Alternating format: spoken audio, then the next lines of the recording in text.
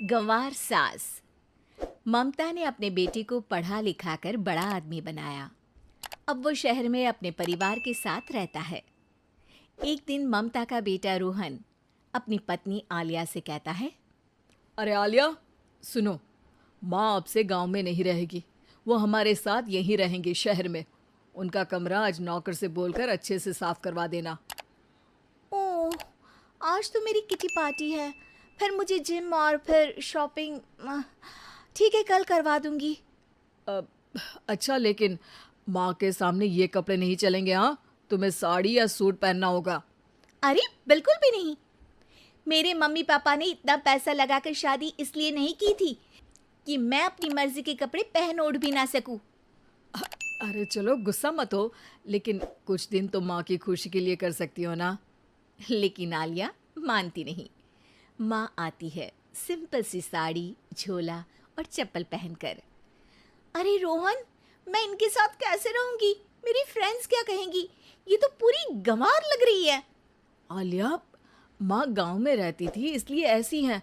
तुम आज ही माँ के साथ जाकर उनकी पसंद की शॉपिंग करवा देना। इनके साथ घर के अंदर रहना मुश्किल है, बाहर तो मैं कभी भी ना जाऊं। रोहन को आलिया पर गुस्सा आ जाता है। माँ, ओ माँ। हाँ बेटा। वो माँ को ले जाने के लिए उनका हाथ पकड़ता है कि अरे माँ, तेरे हाथ अभी तक इतने कड़े हैं, तूने इसका कोई इलाज नहीं किया? अरे बेटा, इसका कोई इलाज नहीं। वैसे भी मुझे कोई शर्म नहीं कि मेरे हाथ मुलायम नहीं है, क्योंकि इन्हीं हाथों से मेहनत कर मैंने तुझे बनाया है बेटा। अगले दिन।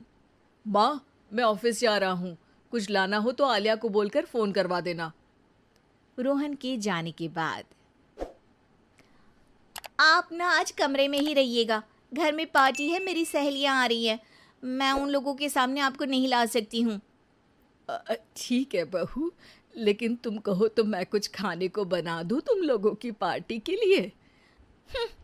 वो लोग सिर्फ कॉन्टिनेंटल या थाई फूड ही खाते हैं। कोई बात नहीं, कभी इंडियन खिलाने वाला कोई मिला नहीं होगा ना। मैं बनाकर कमरे में चली जाऊंगी। जैसे आपकी मर्जी। आलिया के घर उसकी दोस्त आती हैं, पार्टी होती है। अरे वाह आलिया, ये क्या है खाने में? बड़ा ही स्वादिष्ट है यार, इसकी रेसिपी मुझे चाहिए। हाँ, और ये दाल, ओ माय गॉड, मैंने तो किसी 5 स्टार में भी ऐसी दाल नहीं खाई है यार। तू कुक को यहाँ बुलाना। अब आलिया घबरा जाती है। हाँ हाँ हाँ हाँ, क्यों नहीं। माँ जी ज़रा बाहर आइए। आलिया की सास सिंपल सी साड़ी और गांव के अंदाज में आती है। अरे बहू, क्या हुआ?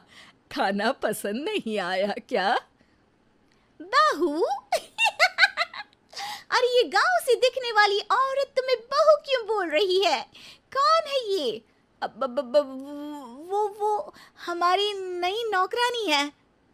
सास बहू की बात सुनकर बहुत दुखी हो जाती है। वो सर झुकाकर जा ही रही होती है कि एक सहेली बोल पड़ती है। अरे कहाँ जा रही हैं माँ जी? वो उठकर उनके पैर छूती है। जीती रहो बेटा। क्या है ना, आपकी शक्ल बिल्कुल मेरी माँ जैसी है। पता है आलिया, मैं शहर पढ़ने आई और फिर शहरी हो गई, लेकिन मेरे माँ पापा तो आज भी गांव में रहते हैं, बिल्कुल इनके जैसे ही हैं। आप यहाँ बैठिए ना आंटी, आप सच में बड़ी खूबसूरत है और आपके हाथ का खाना तो लाजवाब है। काश ये मेरी सास होती। सभी सहेलियां सास को घेर कर बैठ जाती हैं और उनसे खाने की रेसिपी पूछ रही होती है कि तभी घर की बेल बजती है और रोहन आता है। अरे क्या बात है, आज आप लोग हमारे घर में? और ये लोग तो मुझे आलिया से ज़्यादा माँ की सहेलियाँ लग रही हैं। क्या ये आपकी माँ है? लेकिन आलिया ने तो कहा कि ये उनकी नौकरानी है और इन्होंने भी नहीं बताया।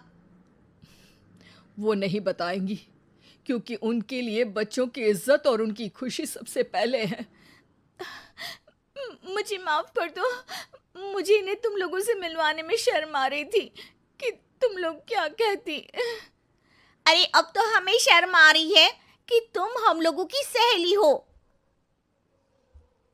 हाँ, जो माँ जैसी सास को नौकरानी बोले वो हमारी सहेली नहीं हो सकती। ये बोलकर सभी वहां से जाने लगती है कि सास बोलती है, आलिया की तरफ से मैं तुम लोगों से माफ़ी मांगती हूँ। उसने जो कहा उसके लिए मैं उसे माफ़ करती हूँ। अब तुम लोग भी उसे माफ़ कर दो, क्योंकि अगर तुम लोगों ने उससे दोस्ती तोड़ी तो फिर मेरे हाथ का खाना कैसे खाओगी? नहीं नहीं आंटी, जरूर आएंगे, लेकिन अब आलिया की नहीं बल्कि आपकी सहेली बनकर।